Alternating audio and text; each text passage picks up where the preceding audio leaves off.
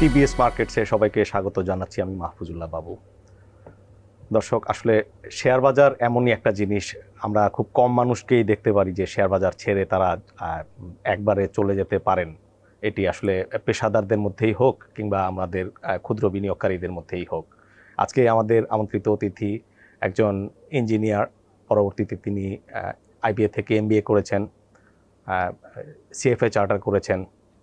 তিনি আপনার asset management, investment banking এই পেশায় দেশের টপ টিয়ার কিছু প্রতিষ্ঠানে কাজ করেছেন।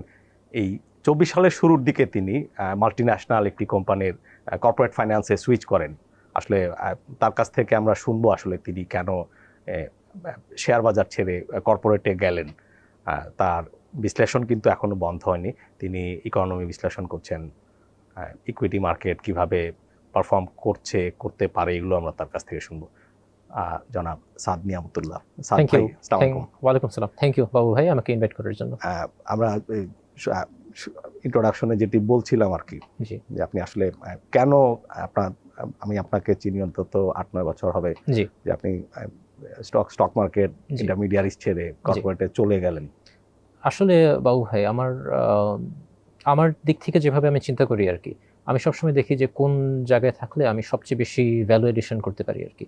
তো আমি প্রথমে তো আমার ক্যারিয়ার শুরু করেছিলাম এই ফাইন্যান্স অ্যাসেট ম্যানেজমেন্ট ইয়েতে আর কি। তো ওইখানে শিখতে শিখতে একটা লেভেলে আসলাম যে মোটামুটি মনে হলো যে আমি যা যা শিখার আছে আর কি মোটামুটি একটা ভালো একটা গ্রাস করতে পেরেছি আর কি। সো তারপরে আরও যখন দেখলাম একটা অপরচুনিটি আছে মার্চেন্ট ব্যাংকিং নিয়ে আরও শেখার জন্য আর কি, ওইখানে আমি যে আরও করলাম, আমার স্কিল আর একটু বিল্ড আপ করলাম আর কি। সো বাই দিস টাইম এই অ্যারাউন্ড 2020 চলে আসে, 2021, 2022 আমাদের যে বিভিন্ন টাইপ অফ রেগুলেটরি ডিসিশন আসে আর কি, যেটা আমাদের ক্যাপিটাল মার্কেট আর ইকোনমি দুইটাকেই খুব সেভিয়ারলি কনস্ট্রেইন করে আর কি। যেমন আপনার ওই এক্সচেঞ্জ রেটটা ফিক্স করা, তারপরে 6 to 9% ফিক্স করে দেওয়া, তারপরে ক্যাপিটাল মার্কেটে যখন আসি যে আইপিও প্রাইস, ফ্লোর প্রাইস দেওয়া, আইপিও প্রাইস ফিক্স করে দেওয়া, এই এতগুলো গভর্নমেন্ট রেগুলেশনের জন্য এত কনস্ট্রেন্ট হয়ে গেছে আমাদের ইকোনমি আর ক্যাপিটাল মার্কেট একসাথে আর কি, যে এখানে কাজ করাটা খুব ডিফিকাল্ট হয়ে যাচ্ছিল আর কি। কারণ যেখানে গভর্নমেন্ট সব কিছু ফিক্স করে দেয় তখন তো আর ফ্রি মার্কেটের অপারেট করার আর স্পেসটা থাকে না আর কি। সো ফ্রি মার্কেট যখন আটকে রাখা হয় জোর করে, তখন economy as a whole naturally যেই লেভেলে যেতে পারতো, যেই লেভেলে অপারেট করতে পারতো, এটা করতে পারে না আর কি। সো এরকম একটা সিচুয়েশনে যখন আসলো আর কি, যেখানে দেখলাম যে আমি কোনো এক্সট্রা কোনো ভ্যালু অ্যাড করতে পারছি না আর কি। সো তখন যখন একটা ম্যানুফ্যাকচারিং কোম্পানি, একটা মাল্টিন্যাশনাল যখন একটা পেলাম, অপরচুনিটি পেলাম, দেখলাম যে এখানে আমি আরও বেশি ভ্যালু অ্যাড করতে পারবো, আরও নলেজ গেইন করতে পারবো আর কি। নিশ্চয়ই আপনার ক্যারিয়ার নিশ্চয়ই ভালো আছে। আমরা আসলে আলোচনাটা করছিলাম এই জন্য যে এটাও কিন্তু খুব বিরল ঘটনা। আপনার মতো অনেকেই যারা অ্যানালিস্টরা আছেন তারা বলেন যে আসলে তারা ক্যারিয়ার চুজ করতে ভুল করেননি, আসলে ভুল করেছে যারা আমাদের এই বাজারটিকে আসলে টানা 1 দশকের বেশি সময় ধরে আপনার যে একটা কন্টিনিউয়াস ডিপ্রেসিভ মুডে রেখেছে। যে ব্রোকার, তার লাইফলাইন হচ্ছে টার্নওভার, ইনভেস্টমেন্ট ব্যাংকার তার হচ্ছে ব্যাংকিং ডিল, অ্যাসেট ম্যানেজারের হচ্ছে অ্যাসেট আন্ডার ম্যানেজমেন্ট। সো প্রত্যেকটাতে আসলে খরা, রাইট।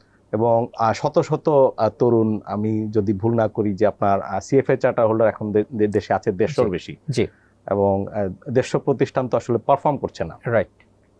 এগুলো ফ্রাস্ট্রেশনটা সবার মধ্যেই আছে। ইকোনমির অবস্থা কি দেখছেন, বা 24 সালের শুরুতে আপনি কেন আসলে সুইচটা করলেন? আসলে ইকোনমির অবস্থা আর কি 24-এ আর কি, এই জুলাই যে রেভলিউশনটা হলো, এটার আগে এমন একটা অবস্থায় চলে আসছিল যে এটা যদি রেভলিউশনটা না হইতো তাহলে নিজে নিজে কোনো একটা ক্রাইসিস হতো আর কি। কারণ আমরা তো এখন জানতে পেরেছি যে তখনও আমরা জানতাম, পরে যখন নতুন গভর্নমেন্ট এসে হোয়াইট পেপার করে একদম অফিসিয়ালি পাবলিশ করলো, তখন তো জানতে পারলাম যে কী ধরনের কোন লেভেলে আমাদের ব্যাংকিং সেক্টর থেকে অ্যাসেট সরিয়ে নেওয়া হয়েছে আর কি, থ্রু ইরেগুলারিটিস। সো বেসিক্যালি এত বেশি মিসম্যানেজমেন্ট করা হয়েছে যে আর অপারেট করা যাচ্ছিল না আর কি। সো এখন নতুন গভর্নমেন্ট আসছে, এখন অনেকগুলো কারেক্টিভ স্টেপ নিচ্ছে আর কি।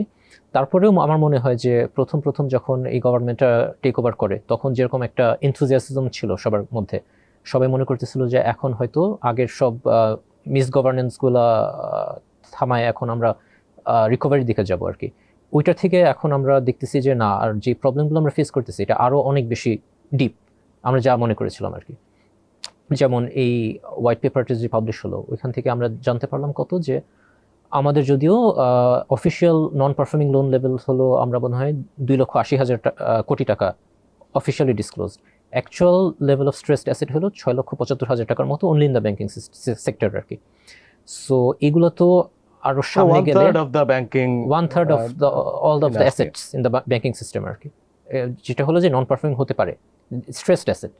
সো এগুলো তো গোয়িং ফরওয়ার্ড আমাদের ডিল করতে হবে, ঠিক আছে। সো এগুলো ডিল করতে যেয়ে আরও অনেক গভর্নমেন্টের অনেক কিছু করা লাগবে, যেটা আমরা জানি না যে কীভাবে এত বড় একটা হোল এটা কভার আপ করবে আর কি। বিকজ ব্যাঙ্কগুলোকে যদি বেল আউট করে তখন আবার ইনফ্লেশন বেড়ে যাওয়ার একটা চান্স আছে, আবার ইনফ্লেশন বাড়লেও আবার ইকোনমির জন্য খুব খারাপ হবে এটা, বিকজ অলরেডি মানুষ কস্ট অফ লিভিং ক্রাইসিসে খুব কষ্ট পাচ্ছে আর কি। সো ওভারঅল আমাদের ইকোনমি বেসিক্যালি অনেক প্রবলেম ফেস করতেছি, আর almost all of it due to the mismanagement আর misgovernance that we have seen by the previous government আর কি। সো সেই ক্ষেত্রে আমরা যদি দেখতে পারি যে মনে সাপোজ ইন্ডিয়া, ওরা কত আগে গেছে আমাদের থেকে, ঠিক আছে। এমন কিন্তু না যে ওনাদের জেনেটিক্স আর আমাদের জেনেটিক্স খুব ভিন্ন বা কালচারালি খুব ভিন্ন আর কি, বাট ওদের গভর্নেন্স ঠিক মতো করেছে, গভর্নেন্স ঠিক ছিল, আর আমাদের গভর্নেন্স ভালো ছিল না আর কি। এটা হলো ডিফারেন্সটা। সো আমরা ক্যাপিটাল মার্কেটেও যখন আসি, আমরা যদি দেখি যে ইন্ডিয়ার ক্যাপিটাল মার্কেট কোন লেভেলে চলে গেছে, অ্যাজ অপোজ টু দ্যাট আমরা পাকিস্তান 1 লাখ ছাড়িয়ে গেছে তাদের সূচক। জি। সো এরাও কিন্তু মানে ওরা যা করছে এটা কিন্তু খুব এমন না যে ওনাদের যেসব রেগুলেশন করতেছে এগুলো খুব সিক্রেট বা আমরা কপি করতে পারবো না বা ইয়ে করতে পারবো না, মানে আমরাও কিন্তু চাইলেই ওরভাবে রেগুলেশনগুলো আমরা অ্যাডপ্ট করতে পারি আর কি। বাট একই সাথে আর কি বিভিন্ন রেগুলেশন করলেই হবে না, সেটা আপনার যে এনফোর্সও করতে হবে। জি জি। সো এগুলো তো আসলে মানে টাকা লাগে না আর কি এগুলো করতে, তাই না। এগুলো তো আমরা দেখে বেস্ট প্র্যাকটিসেস অ্যাডপ্ট করতে পারি, এনফোর্সমেন্ট করতে পারি, বাট আমরা করি নাই বিভিন্ন ভেস্টেড ইন্টারেস্টের জন্য, মিসগভর্নেন্সের জন্য, সেজন্য আমরা এত পিছিয়ে আর কি ওদের থেকে। আর যখন একটা মানে ক্যাপিটাল মার্কেট যখন পিছিয়ে থাকে, ইকোনমি যখন পিছিয়ে থাকে, পুরা দেশের এন্টার পপুলেশন তাদের ইনকাম লেভেল কম থাকে, তারা স্ট্যান্ডার্ড অফ লিভিং আরও কম থাকে আর কি, ওরা সাফার করে, ওরা পিছিয়ে থাকে আর কি অন্য দেশ থেকে আর কি। সো আনফর্চুনেটলি এটা আমাদের সাফার করা লাগছে আর কি। Exactly. And capital market depression হয়তো যেটা সরকারের অ্যাটিটিউডে আমরা প্রায় 1 দশক ধরে দেখছিলাম যে এটি আসলে হঠাৎ করে বেড়ে যায়, হঠাৎ করে কমে যায়, এগুলা আপনার পলিটিক্যাল কি বলে যে পারকাশন হয়, যে তাদের অ্যাটিটিউডটা অনেকটা এরকম হয়ে গেছিল যে এটি না থাকাই বোধহয় ভালো। হ্যাঁ, না এগুলো গভর্নমেন্ট এরকম স্টেপ নিয়েছে একই সাথে, কারণ আমাদের ক্যাপিটাল মার্কেটেরও কিছু কিছু ভেস্টেড ইন্টারেস্ট আছে যারা চায় নাই যে একটা ক্যাপিটাল মার্কেটটা ডেভেলপ হোক, বিকজ ওনাদের হয়তো মেবি ওনাদের কিছু ইন্টারেস্ট আছে, ওইটা হয়তো তখন আর থাকতো না আর কি।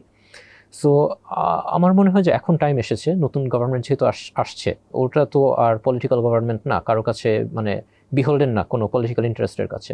সো এখনই মানে হাই টাইম আর কি যে ইন্টারন্যাশনাল বেস্ট প্র্যাকটিস কি, আমাদের নেবারিং কান্ট্রিরা কীরকম করছে এরকম দেখে একদম অ্যাট ওয়ান্স আমাদের রেগুলেশনগুলো to bring them up to international standards আর কি।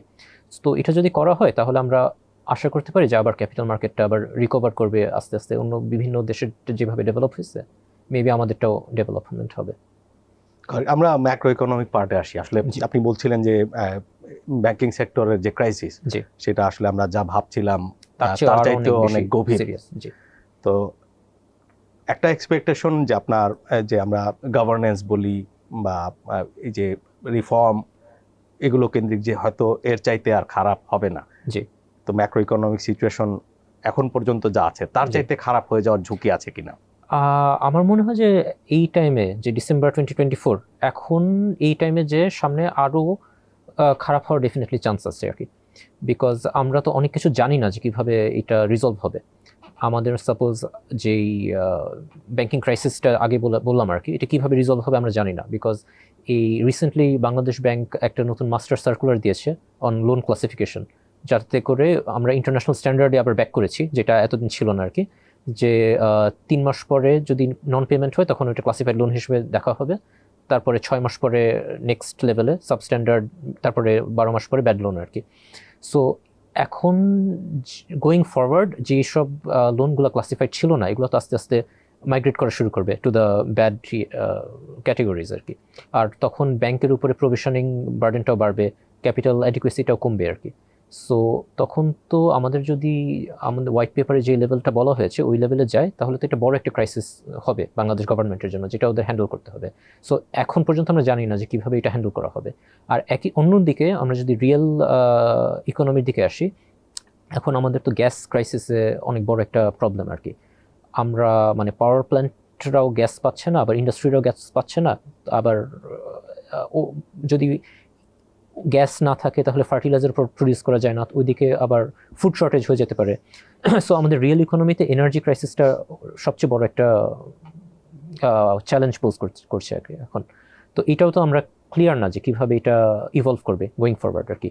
সো এইগুলোর জন্য আমাদের ইনফ্লেশনও বেশি থাকছে, ডিসরাপশনগুলোর জন্য সাপ্লাই সাইড কনস্ট্রেন্ট হচ্ছে অনেক। এইসব কারণে এখনও কিন্তু আমরা জানি না যে আরও কোন লেভেলে যাবে। বাট গোয়িং ফরওয়ার্ড 2025-এ ইকোনমিতে অনেক সিরিয়াস রিস্ক আছে বাংলাদেশ ইকোনমির জন্য, যেটা এতদিন হয়তো লুকায় রাখা হয়েছিল। বাট আমরা আসলে খুবই একটা সিরিয়াস সিচুয়েশনে আছি। আচ্ছা, slow down from construction to manufacturing, consumption, সবকিছুতে। বিকজ আরেকটা ব্যাপার হলো যে এইসব ক্রাইসিস ট্যাকল করার জন্য কিন্তু গভর্নমেন্ট তাদের অ্যানুয়াল ডেভেলপমেন্ট প্ল্যানটা স্ল্যাশ করছে আর কি। সো অ্যানুয়াল ডেভেলপমেন্ট প্ল্যানের বড় একটা পার্ট কিন্তু যায় কনস্ট্রাকশন সেক্টরে, বা বিল্ডিং কনস্ট্রাকশন, রোড কনস্ট্রাকশন, এসবে আর কি। সো এটা যেহেতু স্ল্যাশ করা হচ্ছে, আমাদের তাহলে যে কনস্ট্রাকশন সেক্টর, স্টিল সেক্টর, এগুলোর উপরে একটা এফেক্ট এসে পড়বে আর কি।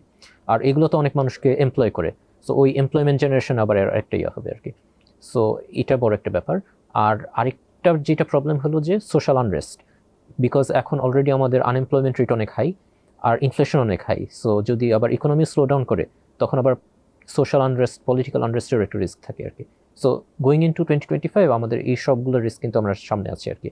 সেজন্য আমাদের মানে as a government, as a nation আমাদের খুব মানে কেয়ারফুলি আগাতে হবে সামনে। টু সাম এক্সটেন্ট তো সোশ্যাল অ্যান্ড পলিটিক্যাল আনরেস্ট, তরুণদের মধ্যে অস্থিরতা আমরা দেখছি, ছিনতাই হচ্ছে আগে চাইতে বেশি। যদি পরিস্থিতি উন্নতি না হয়, আপনি আশঙ্কা করছেন যে এগুলো আরো বেড়ে যেতে পারে। ডেফিনেটলি। তার মাঝখানে পলিটিক্যাল আনসার্টেনিটিস যেগুলো আছে, তো এর আসলে একটা পর্যায়ে গিয়ে নিশ্চয়ই এটার একটা শেষ হয়, আবার একটা টার্ন অ্যারাউন্ড হয়। এটা আসলে আপনি অ্যাজ এন অ্যানালিস্ট টাইম পয়েন্টটা কোথায় দেখছেন? এখন যতটুকু আমরা প্রেডিক্ট করতে পারতেছি আর কি, অ্যাজ অফ নাও আর কি, এই ক্রাইসিসগুলো নেক্সট ইয়ার 2025-এর ফার্স্ট হাফ পর্যন্ত মোটামুটি গভর্নমেন্ট এগুলো ট্যাকল করতে বিজি থাকবে আর কি। সো ডিপেন্ডিং অন কীরকম ক্রাইসিসগুলো কতটুকু হয় এবং কতটুকু সাকসেসফুলি ট্যাকল করতে পারে আর কি, তারপরে 2025-এর সেকেন্ড হাফে আস্তে আস্তে হয়তো একটা ব্যাক টু নর্মালসি একটা আমরা দেখতে পারি আর কি, যদি ক্রাইসিসগুলো খুব সিরিয়াস না হয় বা যদি গভর্নমেন্ট ঠিকমতো ট্যাকল করতে পারে আর কি। আচ্ছা, মিনওয়াইল অ্যানালিস্টরা সাধারণত কন্ট্রারিয়ান অ্যাপ্রোচ থেকে স্টক পিকিং করে। জি। তো অনেক শেয়ারের দাম, এই যে 24 সাল, জি, আপনি দায়িত্বে ছিলেন না যে আপনার ইকুইটি পোর্টফোলিও বা এগুলোর, কিন্তু অবস্থা খুব খারাপ হয়ে গেছে আসলে যারা হোল্ড করছিলেন, যে একটা শেয়ার বা একটা পোর্টফোলিও যে ফ্লোর প্রাইসের কারণে সেগুলো নেভিগেট করা যাচ্ছিল না, হঠাৎ সেটি উঠে গেল, বিক্রিও করা গেল না, 30, 40, 50, 60, 70, 80% পর্যন্ত আপনার ক্যাপিটাল ইরোশন হয়েছে বিভিন্ন স্টকে। ইজ ইট এনাফ যে এখান থেকে আসলে স্টক পিকিং কি শুরু করবেন কিনা? এখন কেউ যদি মানে ইকুইটিতে ইনভেস্ট করতে চায় আর কি, সাপোজ মনে করেন আমাদের ফিক্সড ইনকামও তো আছে available as an investment option আর কি। গভর্নমেন্ট ট্রেজারি বন্ড তো এখন অ্যারাউন্ড 12% প্লাস ইল্ড দিচ্ছে আর কি। সো কেউ যদি চায় যে না আমি কোনো গভর্নমেন্ট ট্রেজারি বন্ড কিনবো না, আমি ইকুইটিতেই কিনবো আর কি, তাহলে ওনারা পজিশন নিতে পারে, বাট খুব কেয়ারফুলি নিতে হবে আর কি। সো এমনভাবে নিতে হবে যেগুলো ফার্স্ট অফ অল সবচেয়ে ইম্পর্টেন্ট হবে যে গভর্নেন্স যেন ভালো থাকে, কর্পোরেট গভর্নেন্স, যে কোম্পানিটা অ্যাকচুয়াল যা পারফরমেন্স আছে ঠিকমতো অ্যাকুরেটলি রিপোর্ট করছে কিনা, এবং প্রফিট যদিও রিপোর্ট করে ওই প্রফিটকে শেয়ার করছে কিনা ইনভেস্টরদের সাথে, এটা দেখা উচিত আর কি। সো ইউজুয়ালি আমরা দেখতে পারি যে যে লিস্টেড এমএনসিগুলো আছে ওগুলো মোটামুটি ভালো গভর্নেন্স থাকে এবং শেয়ার করে, সো ওইগুলোর দেখতে পারি আর কি। আর একই সাথে কেয়ারফুলি ন্যাভিগেট করতে হবে সেক্টরগুলো, কারণ যে সেক্টরগুলো স্লোডাউনের জন্য এফেক্ট হবে বা ইন্টারেস্ট রেট বাড়ছে, সো যেসব সেক্টরের কোম্পানিগুলো লেভারেজড বেশি ওইগুলো একটু অ্যাভয়েড করতে পারলে অ্যাভয়েড করা দরকার আর কি, বিকজ ওইগুলো এখন যে লেভেলে আছে ওইটার থেকে আরও খারাপ হতে পারে, কিন্তু পোটেনশিয়াল আছে। দ্যাট মিনস ইন্টারেস্ট রেট কি আরো বাড়ার ঝুঁকি আছে? এখন ইনফ্লেশন কিন্তু এখনও কন্ট্রোলে আসেনি, ঠিক আছে, যদিও পলিসি রেট হাইক করা হয়েছে। সো একই সাথে আমাদের বাংলাদেশ ব্যাংকের গভর্নর কিন্তু আবার একটা সিগন্যাল দিয়েছে যে নেক্সট ইয়ার আরও বাড়তে পারে আর কি।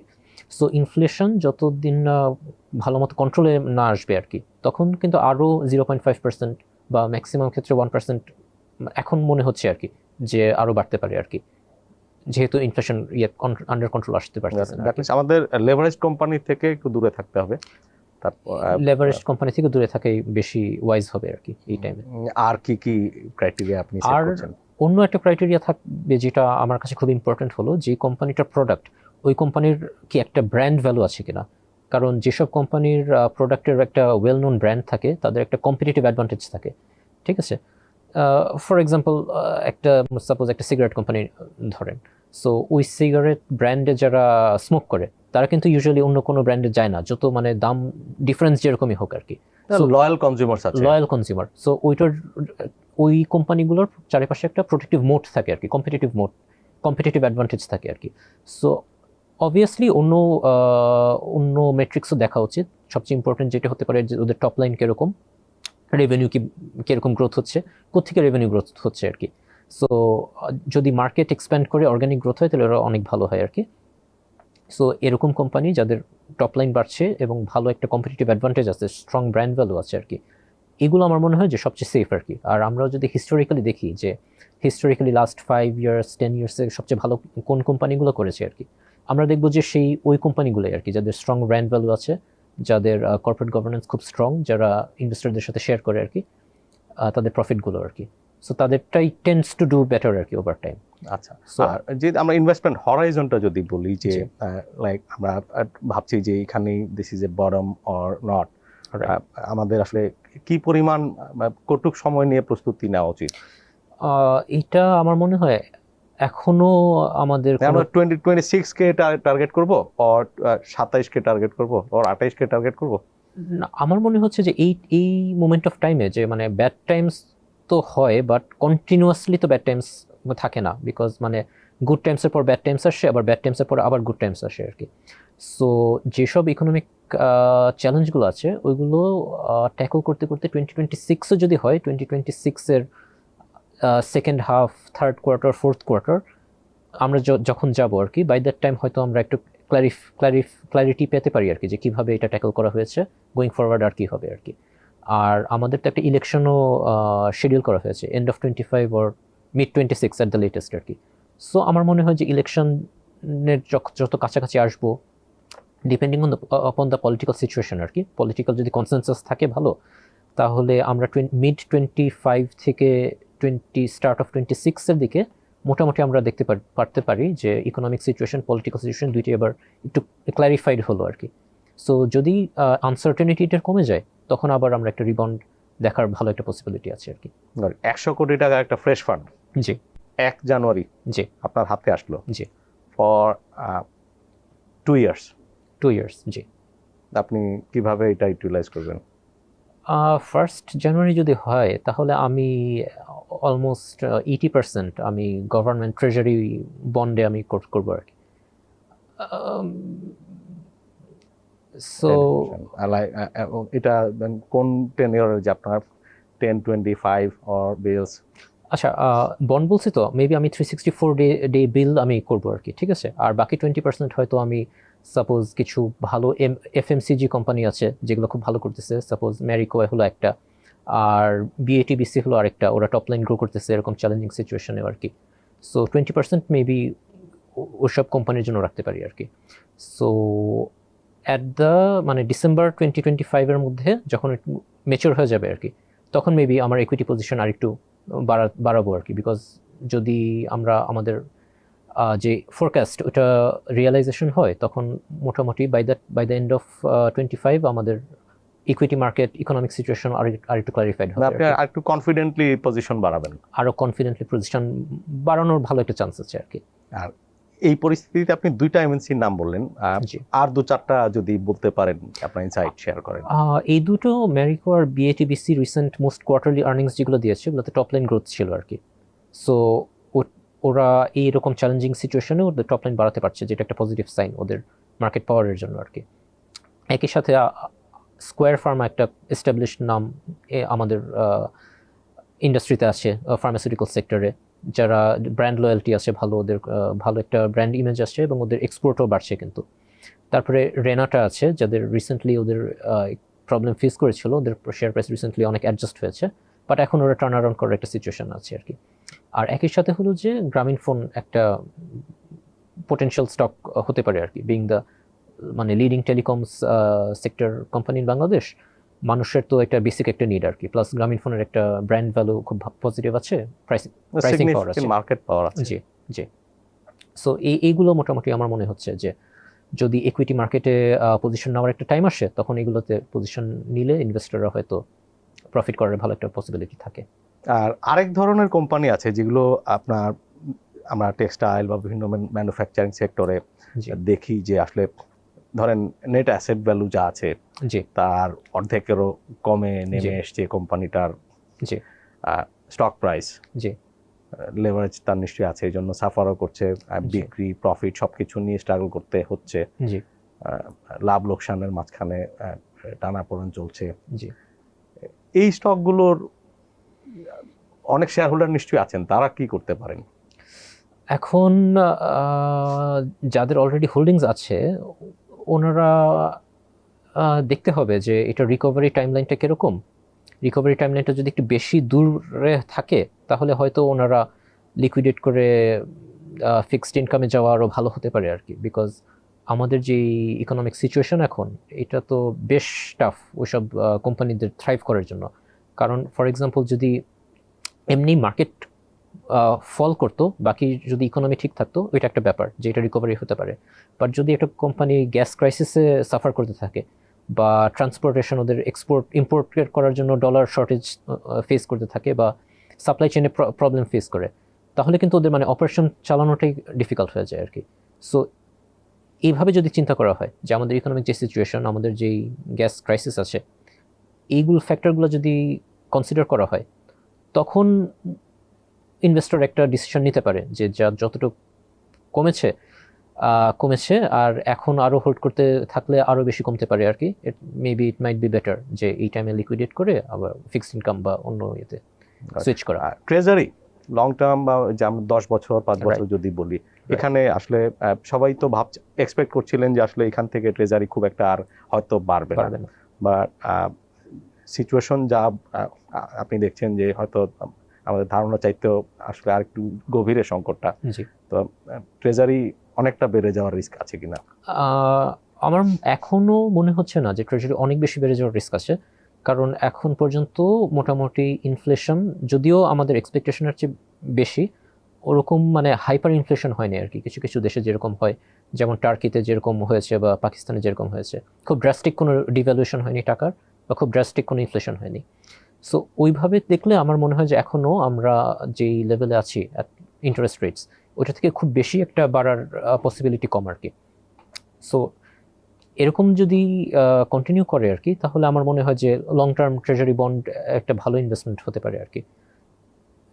কারণ যখন ইনফ্লেশন যদি আবার কন্ট্রোলে চলে আসে, তখন যদি ইন্টারেস্ট রেট কমে, তখন বন্ডের উপরে ভালো একটা ক্যাপিটাল গেইনস আসবে। আর সবচেয়ে ইম্পর্টেন্ট যেটা হলো রিস্ক ফ্রি। কিন্তু আপনি আবার ট্রেজারি বিলগুলোর দিকে বেশি ফোকাসড আপনার পোর্টফোলিও নিয়ে বলছিলেন। কারণ না, এটা তো মনে করেন আমি তো মানে ক্যাপিটাল মার্কেটে অনেক বছর আছি, অনেক এক্সপিরিয়েন্স আছে আর কি। সো আমি সুইচ করতে কোন কোন কোম্পানিগুলো সবচেয়ে ভালো, ওইগুলা কন্টিনিউয়াস ওয়াচ রাখি আর কি। সো মেবি সিজন ইনভেস্টরদের জন্য ট্রেজারি বিল করে আবার ইকুইটিতে সুইচ করা একটা ভালো একটা অপরচুনিটি আর কি। But for general investors long term treasury bond নিয়ে ওইটার জন্য ওয়েট করা আনটিল ইন্টারেস্ট রেটস কাম ডাউন, এটাও একটা ভালো একটা মানে লোয়ার রিস্ক একটা ইনভেস্টমেন্ট অপরচুনিটি আর কি। আপনাকে অসংখ্য ধন্যবাদ সাদ ভাই। থ্যাংক ইউ বাবু ভাই। দর্শক, জনাব সাদ নিয়ামতুল্লাহ একজন সনদধারী আর্থিক বিশ্লেষক। তিনি আসলে একটা ফ্রি ফ্র্যাঙ্ক ওয়েতেই বললেন যে ম্যাক্রো ইকোনমিক যে ক্রাইসিস, এটা স্পেশালি যেটা ব্যাংকিং সেক্টরে, আমরা তারপরে জানি আমাদের ফিসক্যাল কনসলিডেশনেরও নানান দিক আছে এখানে।